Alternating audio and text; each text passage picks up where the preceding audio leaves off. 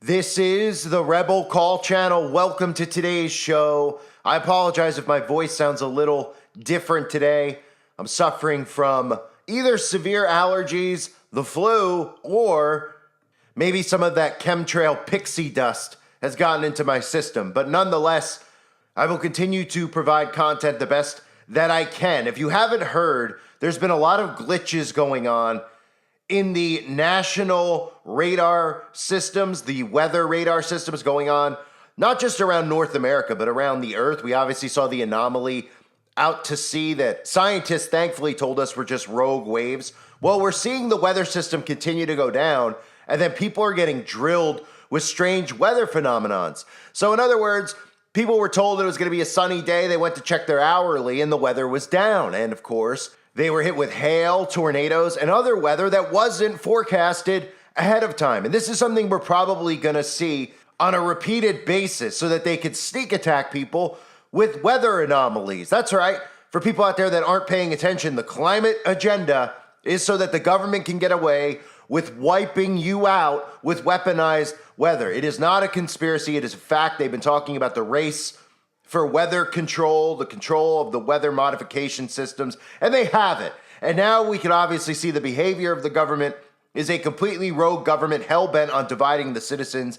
And now they are using their pre-planned weather manipulation to hit you with weather. And of course, they've ingrained sayings like you can't control Mother Nature, you can't control the weather into your head so that you're not suspicious at all about it. And what should make people suspicious is how the national radar weather systems are going offline and coming back online, and then suddenly there's just huge, bizarre tornado effects. Let me show you the clip from the Today Show on NBC, because they're just acting like this is normal, right? That's what they do. They just pretend like this is normal. Oh, well, and if you are suspicious at all about it, as to why the things are going offline, coming back online, that we're having multi-day severe risks, 25 million people at risk of hail up to 2 inches or larger, multiple tornadoes, wind gusts over 60 miles per hour, multiple days just sitting there, right? The storm's not moving out. It's just sitting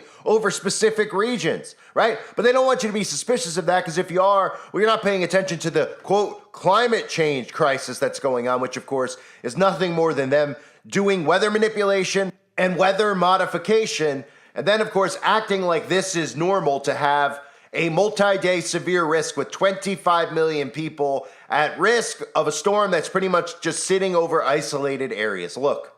Millions of Americans are once again in the path of severe weather, the potential for tornadoes, flooding, rain, high winds. Al's very busy tracking it all morning now. Hey, good morning, guys. And we are looking already at severe weather firing up. We got tornado watches from Nebraska all the way down to Iowa. And we're looking at even some tornado warnings right now in parts of Kansas. So we're watching this very closely. This is part of a big developing storm that's rapidly intensifying in strength. And as it moves out this morning, we're looking at the strong storms moving into the Midwest, isolated flash flood potential. We're also looking today and tonight, 25 million people at risk for wind gusts of up to 60 miles per hour, damaging hail and tornadoes, especially in this hatched area, EF2 or more from Cedar Rapids, Des Moines on into Quincy. This moves tomorrow to the east into the Ohio River Valley, with rain arriving on the East Coast by later tomorrow. In fact, 19 million people at risk from Detroit, Cleveland, Louisville, Indianapolis, Columbus. Heaviest rain is going to be in the upper Ohio and Mississippi River valleys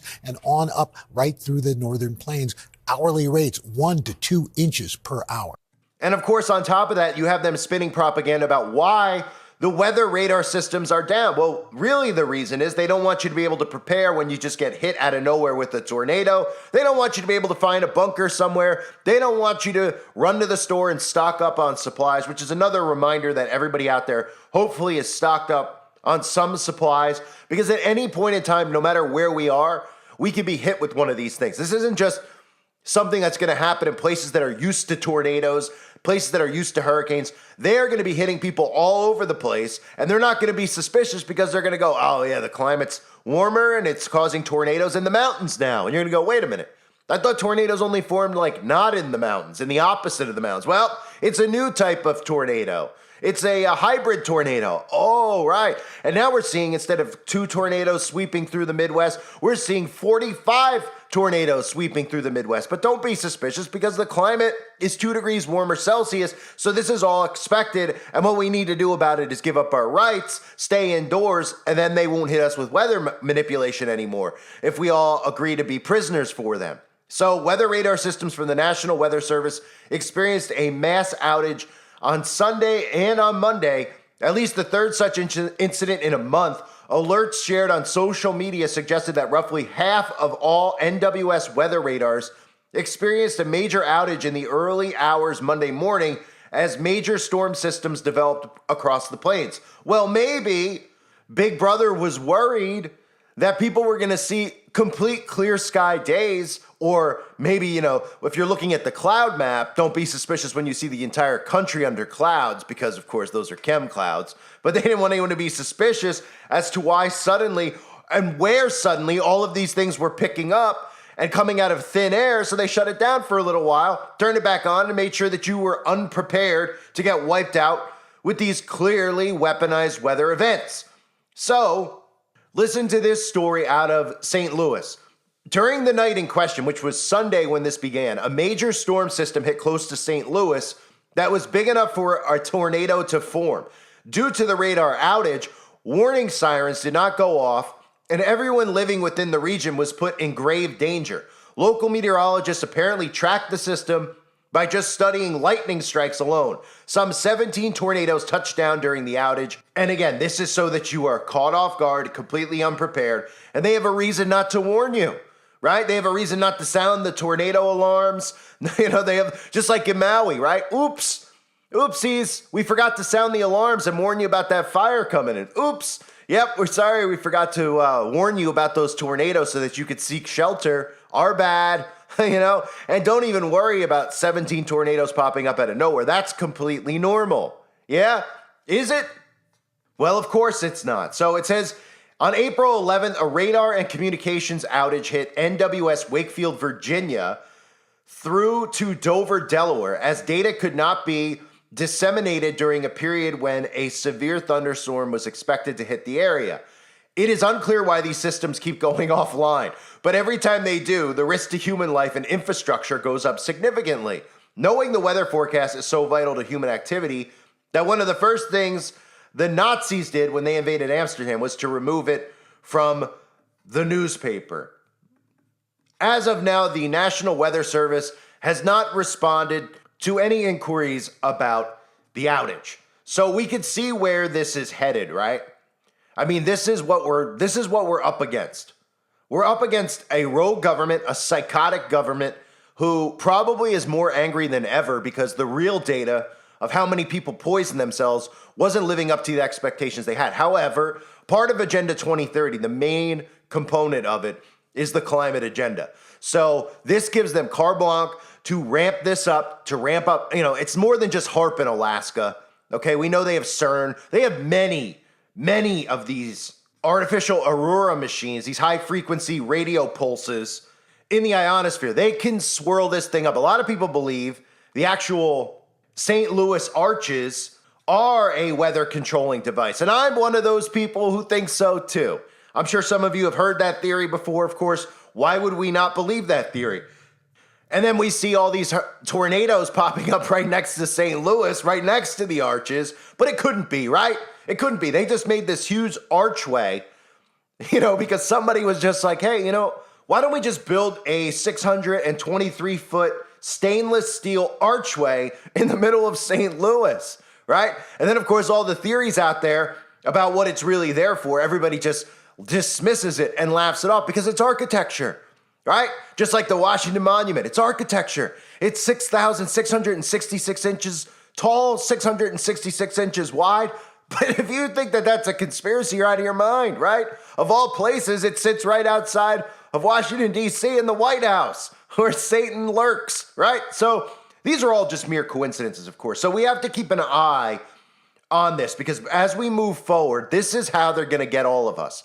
And they're going to be able to use weaponized weather not only to manipulate the weather, but to manipulate where we live because they're going to hit A lot of these states that end up being conservative states with HARP, with direct energy weapons and blame it on forest fires. The coasts with tsunamis. This is what their plan is. This is what the blueprint has been. And they've continually ingrained the climate crisis into your head so that this is what they can blame it on.